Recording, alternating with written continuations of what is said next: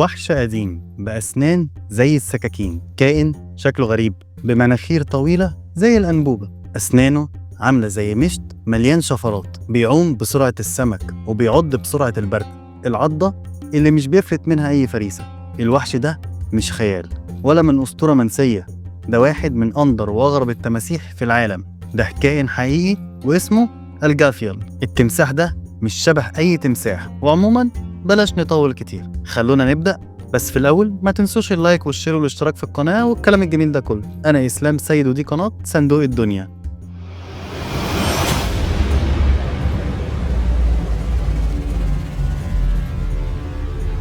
التمساح الغريب دوت كأنه رجع من زمن الديناصورات، ده واحد من أندر وأغرب الكائنات اللي لسه عايشة لحد النهاردة، وعايش على الكوكب ده من أكتر من 100 مليون سنة، يعني كان موجود في نفس الوقت اللي كان فيه الديناصورات. دلوقتي التمساح ده موجود في شوية أنهار كده في شمال الهند ونيبال. الجافيال ليه شكل مميز جدا، وشه طويل ورفيع كأنه أنبوبة، وفي آخر المنخار بتاعه في انتفاخ كده شبه الكرة، والحتة دي مش منظر، ده سلاح. التمساح دوت أخصائي في صيد السمك، علشان كده ربنا اداله المنخار الطويل ده عشان يعوم في المية من غير ما يسبب له أي مقاومة، ويقدر يطارد السمك السريع ويمسكه قبل ما يهرب منه. في تماسيح تانية بتاكل السمك مفيش مشكلة، بس ولا نوع من التماسيح التانية عنده القدرة الفريدة اللي عند التمساح ده. عضته بتبقى أضعف شوية من باقي التماسيح، لكن هو عنده أكتر من 100 سنة طويلة ورفيعة وبيبقوا مقفولين على بعض، وأول ما السمكة تدخل بقه مستحيل تهرب. التمساح ده بيصطاد بأسلوب الكمين، يستخبى تحت المية ويستنى، وأول ما الفريسة تقرب يهجم على طول.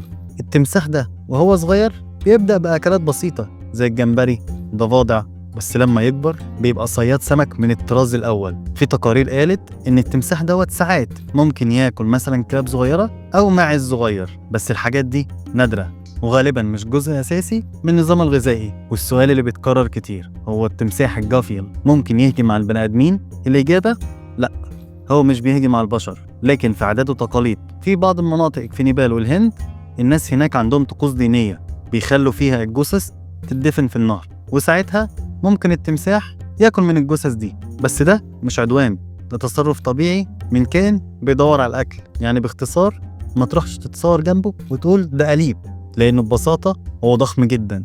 في الحقيقة التمساح ده يعتبر أطول من التمساح النيلي أو الأمريكي. الذكر غالبا بيكون طوله حوالي 4 متر ونص، وفي حالات تانية وصل لأكتر من 6 متر. ورغم حجمه المخيف، لكن التمساح ده مش بيحب المواجهة، وبيبعد عن الحيوانات الكبيرة أو بيبعد عن الناس، وهو أصلا بيحب المية، ونادرا جدا لما بيطلع على البر، ولو طلع فغالبا بيكون علشان يدفي جسمه في الشمس مش أكتر. وحتى لما بيطلع مش بيروح للضفة التانية زي باقي التماسيح، لكن هو بيروح للجزر اللي موجودة في نص النهر، وده لأن رجله ضعيفة مقارنة بوزنه، يعني مش بيقدر يرفع جسمه عن الأرض بكتير ولا حتى بيقدر يجري. لكن تحت المية هو بيكون في البيئة بتاعته، بيكون سريع ورشيق ومخيف في الصيد، صوته بيوصل من آخر النهر. رجليه فيها غشاء للسباحة بيساعده إن هو يعوم أسرع، وديله الطويل العريض بيخليه ينطلق في المية بسرعات تخوف. وبالنسبة للمنخار بتاعه واللي في نهايته انتفاخ غريب كده شبه الكورة الصغيرة، ده مش منظر أو زينة، الانتفاخ ده فيه جواه فراغات التمساح بيستخدمها علشان يطلع صوت تحت المية، ومن قوة الصوت بيوصل لمسافة 500 متر. وطبعا اللي عندهم الانتفاخ ده بيكون هم الذكور بس، وبيستعملوه علشان ينادوا على الإناث في موسم التزاوج. وبالنسبة للإناث لما تيجي تدور على الشريك ممكن تسافر 200 كيلو متر عكس الطيار علشان تلاقي الذكر المناسب، وبعد التزاوج تبدأ في حفر عش على ضفة النهر وتحط فيه البيض. بس مش بيض عادي، بيض التمساح ده هو الأكبر بين كل التماسيح. الأنثى في العادي بتحط 40 بيضة، لكن في بعض الحالات اتسجلت إناث إن هي وضعت أكتر من 97 بيضة مرة واحدة. تخيل معايا كأني 97 كرة بيسبول متخزنين جوه جسم التمساح، وكأنها فعليا عندها قوة خارقة. وأول ما البيض بيتفقس الصغيرين يبدأوا يطلعوا صوت وينادوا على أمهم، والأم بتيجي بسرعة وتحفر العش علشان تساعدهم يخرجوا، وتقدر توسع عليهم الطريق علشان يوصلوا للمية.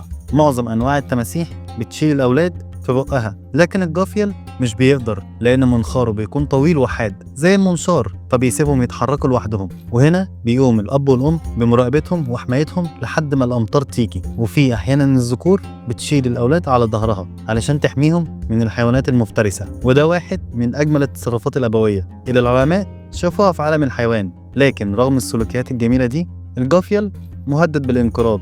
يعني من 100 سنة كان بيملأ أنهار آسيا، دلوقتي عددهم في البرية أقل من 5% من زمان. في السبعينيات العلماء قدروا عددهم ب100 تمساح فقط، ومن هنا بدأت حملات الإنقاذ، عملوا مزارع تربية ليهم ورجعوا يسيبوهم في الأنهار مرة تانية. بس للأسف النتائج كانت مخيبة، العدد لسه ضعيف، وأغلب التماسيح الصغيرة ما بتكملش لحد سن البلوغ. ليه؟ بكل بساطة بسبب شباك الصيد وتلوث المية وبناء السدود، وكمان تدمير البيئة الطبيعية بتاعتهم. وفي الآخر التمساح الغريب ده عايش جنب الديناصورات وفضل صامد لملايين السنين، لكن التهديد الحقيقي اللي بيواجهه دلوقتي هو الإنسان. تمساح الجافيل مش وحش ولا سفاح، ده مجرد كائن بيحاول يعيش في عالم ما بقاش فيه مكان للأضعف. كل ما بنفقد نوع نادر زيه بنخسر جزء من تاريخ كوكبنا ومن نفسنا. يمكن احنا مش هنقدر نغير العالم كله، لكن نقدر نبدأ نحترم الحياة اللي حوالينا. وبكده بتكون خلصت حلقة النهاردة، فما تنسوش بقى اللايك والشير والاشتراك في القناة والكلام الجميل ده كله،